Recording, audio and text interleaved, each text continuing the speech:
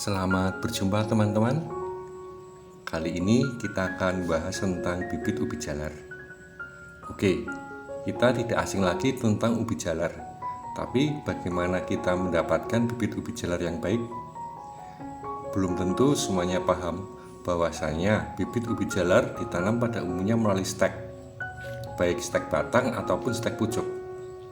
Namun, ubi jalar juga bisa ditanam melalui biji loh teman-teman.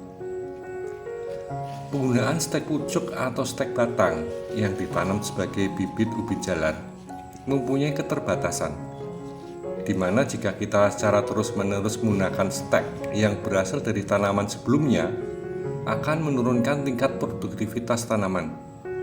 Jadi maksimal kita menggunakan 4-5 kali turunan tanaman atau turunan F4 atau F5.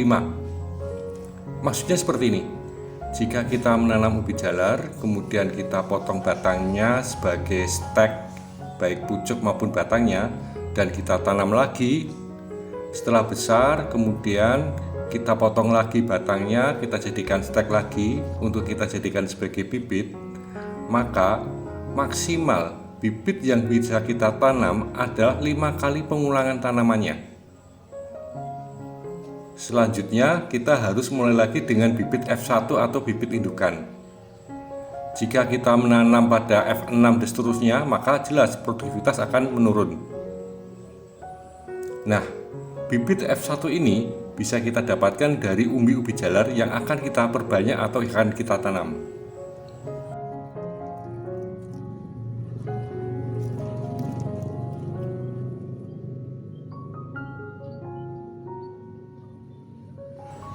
Untuk ukuran umbi yang akan kita jadikan sebagai bibit F1 bebas. Tidak harus umbi yang berukuran besar. Umbi yang berukuran kecil pun dapat kita gunakan sebagai bibit F1. Yang wajib adalah saat usia umbi itu akan kita jadikan sebagai bibit. Minimal berusia 3 bulan teman-teman. Jadi bukan umbi yang masih muda loh teman-teman untuk kita jadikan sebagai bibit F1. Berikut adalah salah satu cara untuk mendapatkan bibit F1 ubi jalar. Pertama, kita sediakan umbi yang sudah berusia lebih dari 3 bulan. Kemudian kita potong umbinya menjadi 2 bagian.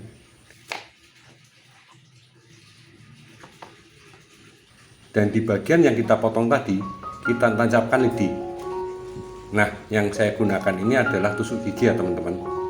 Maksudnya supaya nanti ketika kita tanam, hanya sebagian saja dari umbi yang terendam ke air. Ini agar tidak busuk ya teman-teman.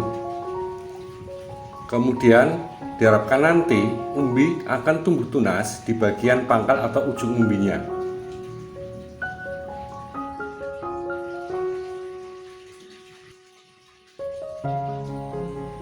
Setelah itu kita letakkan umbi tadi di atas wadah yang sudah berisi air.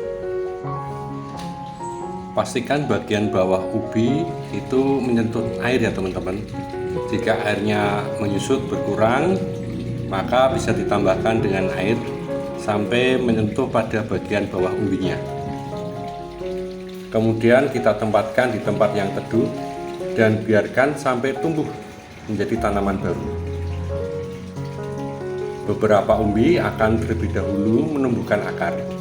Dan ada juga yang bertunas terlebih dahulu baru keluar akarnya.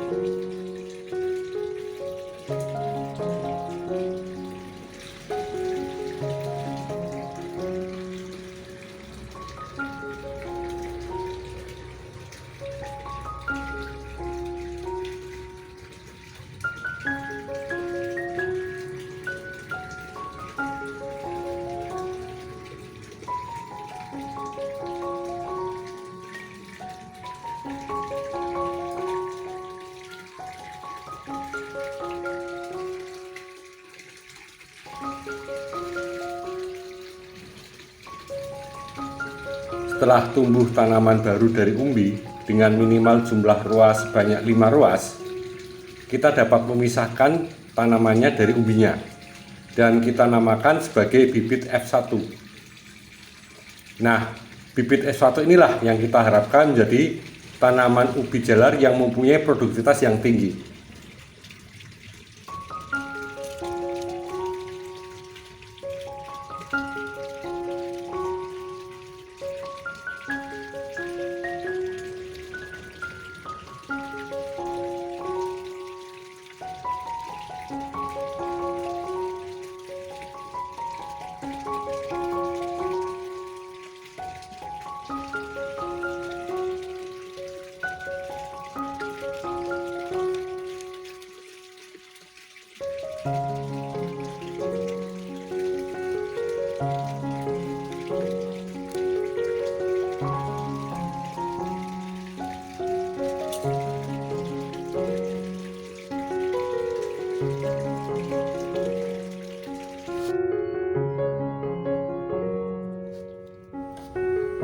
Oke teman-teman, kita tanam bibit yang sudah kita dapatkan tadi. Saya menanam di media karung dan polybag. Ada juga yang nanti akan saya tanam di raised bed. Untuk menanamnya, kita cukup menanam sedalam 2-3 ruas saja. Boleh secara tegak atau miring. Ini akan berpengaruh dengan ukuran umbi yang dihasilkan.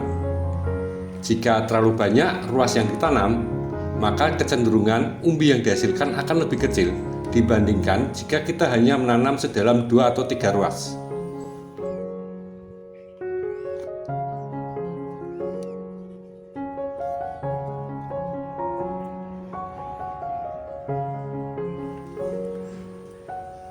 Begini penampakan setelah semuanya kita tanam dan semuanya tumbuh dengan subur.